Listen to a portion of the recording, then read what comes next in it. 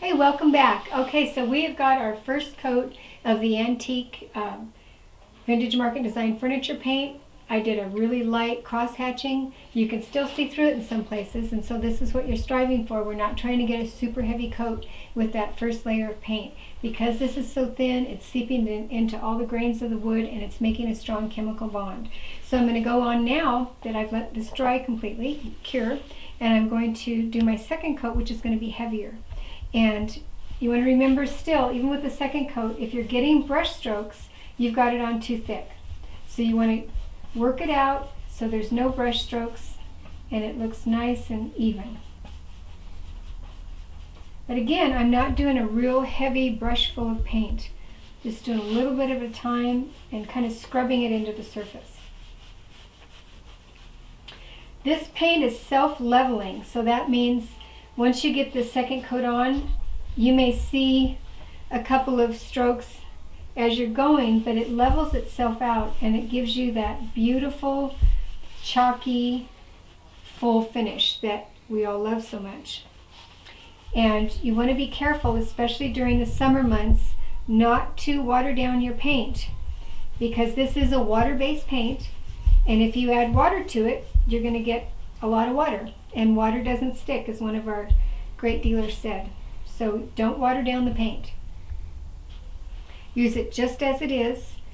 It's meant to work together with the first coat like this and give you the good coverage on the second coat.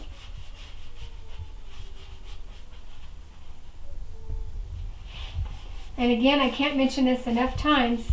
The two main problems, if anybody does encounter any problems with the paint, is that they're A, either putting it on too thick, or B, not waiting until the last coat dries completely before continuing with the next coat.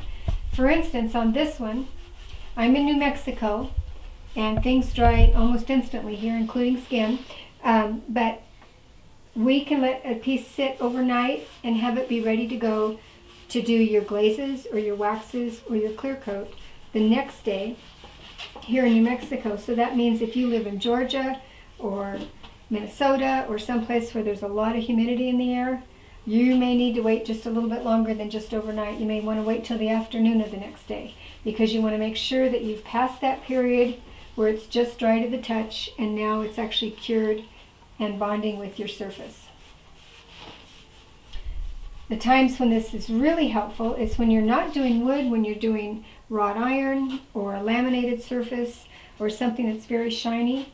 You're just going to love, if you wait the proper length of time between the coats, you're going to love the adhesion that you get.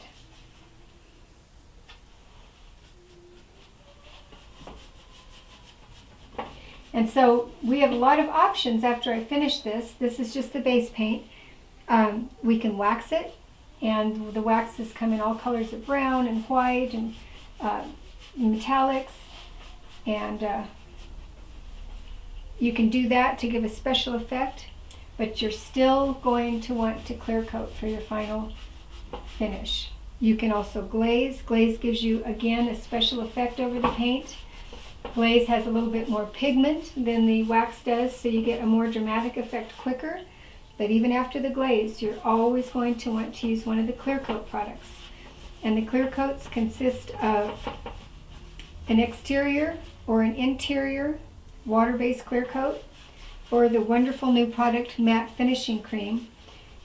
And all of them can be applied by a brush or a sponge, a lightly dampened sponge, but you don't want to put them on too thick, and you want to make sure that they are cured completely before you go for your final sanding or buffing to get your real smooth finish. So just remember, always finish with the clear coat.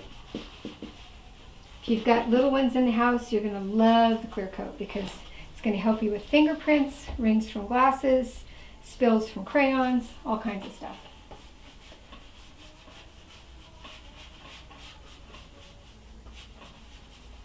So I'm going to go ahead and finish applying the second coat.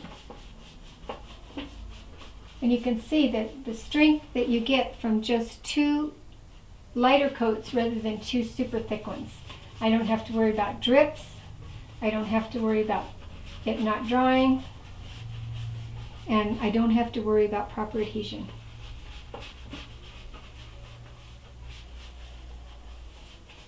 So I will show you this when I'm all through with it.